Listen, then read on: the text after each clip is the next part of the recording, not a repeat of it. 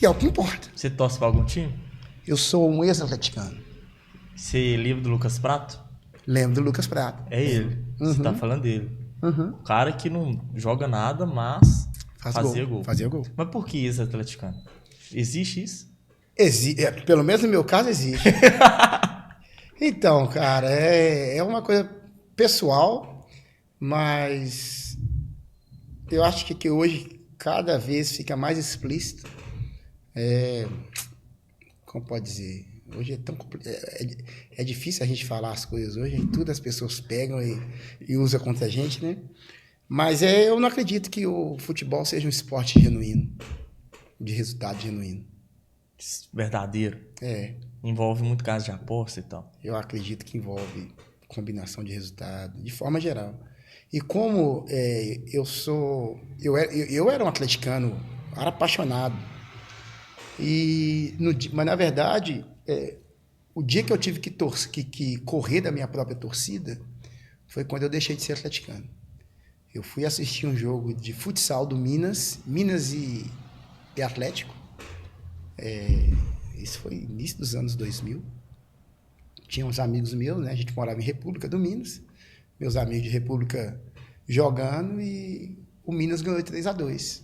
Tinha uma torcida do Atlético lá no ginásio e a gente torcendo pro Minas. Na saída, os caras com um pedaço de pau, ferro, vieram correr atrás da gente. Nós corremos do ginásio até o Clube do Minas, dava mais ou menos 4, 5 quilômetros, saímos correndo. Aí eu fiquei tão revoltado aquele dia, cara. Falei, cara, eu torço pra esse time, eu sou sócio da Galocura, eu compro camisa, eu vou no estádio. Pô, eu tive que correr da minha própria torcida. Não adiantou eu gritar, falar, pô, eu sou atleticano, tô aqui torcendo pros meus amigos. Aí eu falei, daquele momento em diante foi um fato assim que me marcou e eu fui desanimando e, enfim, depois compreendendo toda essa magnitude do esporte, do futebol, o tamanho que o futebol o tanto que envolve, as cifras que envolve, né? Você vê os casos aí, confederação, federação, cheio de denúncias, né? Por exemplo, teve um episódio há pouco tempo que um ônibus da torcida do Cruzeiro, retornando, se não me engano, de Curitiba, a torcida do Palmeiras fez uma emboscada, que era uma retaliação, certo? Sim. Por uma outra situação. E mataram uma pessoa.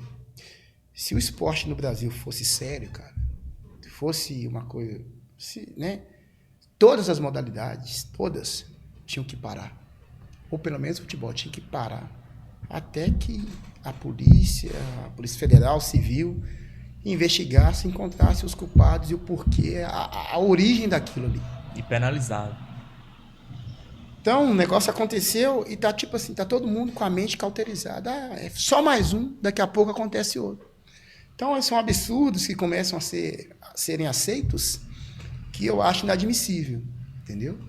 E eu vou te falar, eu acho lindo o estádio, cara. Acho lindo, lindo, lindo, lindo. Eu fui, as últimas 3 vezes que eu fui no estádio de futebol, eu fui assistir Fortaleza e Ceará, lá no estádio do Castelão. Castelão, top demais. Cara, maravilhoso aqui. Um estádio lindo. E as 2 torcidas locais, lindo, cara. Eu fiquei arrepiado. Depois eu assisti Brasil e Argentina, semifinal da Copa América de 2019. Vi o Messi jogando de pertinho. E eu assisti depois Atlético, um jogo do Atlético e Vasco, em 2022, que eu estava acompanhando um grupo de argentinos, de americanos aqui no Brasil, em Belo Horizonte, e fui com eles, né? Então, é lindo. É muito bonito. Muito bonito. Então, assim, às vezes, se me convidam, vamos, não importa. Hoje eu vou, assisto o jogo do Cruzeiro, assisto o jogo do América, mas pegar e torcer, vibrar. E outra, eu vejo meus amigos sempre também entrando em discussões, entrando em brigas, em ofensas, né? Então, eu prefiro me eximir disso e não torcer mais. Entendeu? Pô, perfeito. E voltando aqui agora para um lado do vôlei e tal, para você, qual o melhor técnico?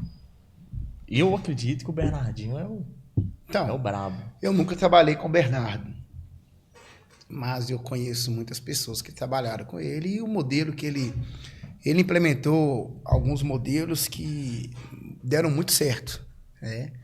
Então, o Bernardo é um tipo de técnico muito exigente, exige muito, ele exige o máximo, e a exigência é uma forma de carinho que ele tem. Quanto mais ele exige, é porque mais ele acredita em você.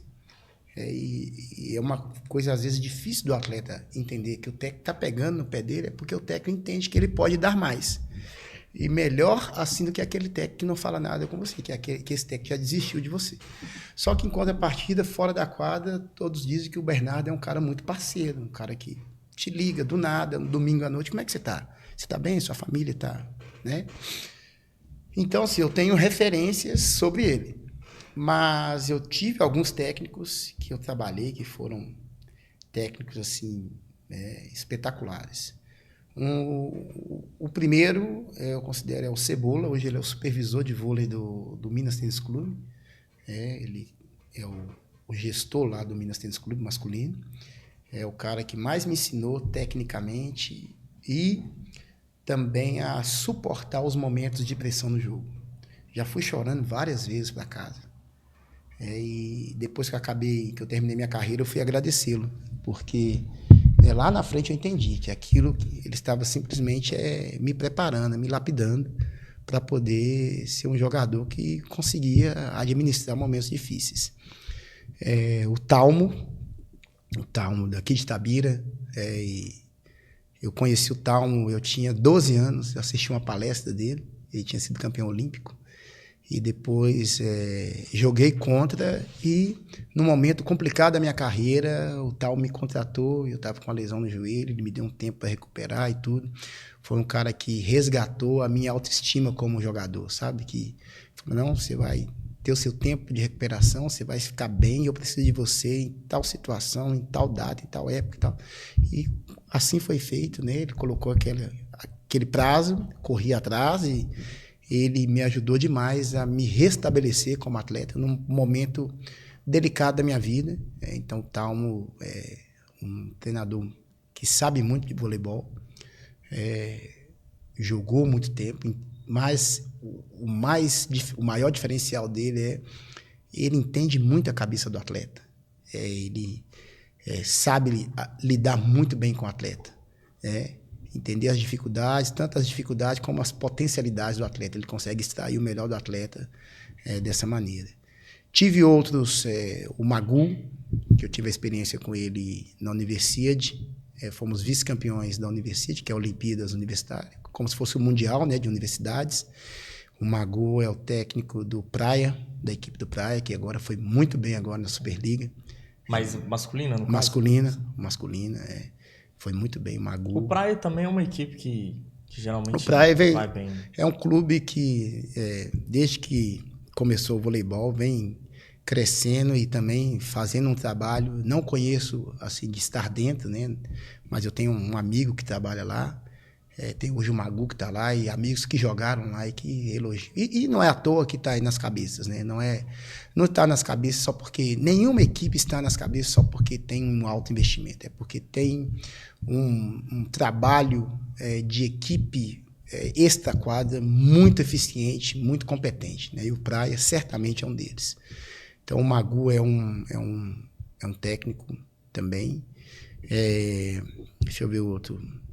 Tem um que não está mais em atividade, que eu sempre gostei muito, foi o Chiquita. O Peu fez um trabalho muito bom agora lá em Suzano. Enfim, não tenho um técnico só, eu tenho alguns, porque acho que cada um tem as suas características e todos eles, o Ruberley, o Rubinho, que foi assistente do Bernardinho na seleção, nunca trabalhei junto, mas é um cara assim que a gente fala que é o maior cientista do voleibol brasileiro, cara que sabe muito de voleibol.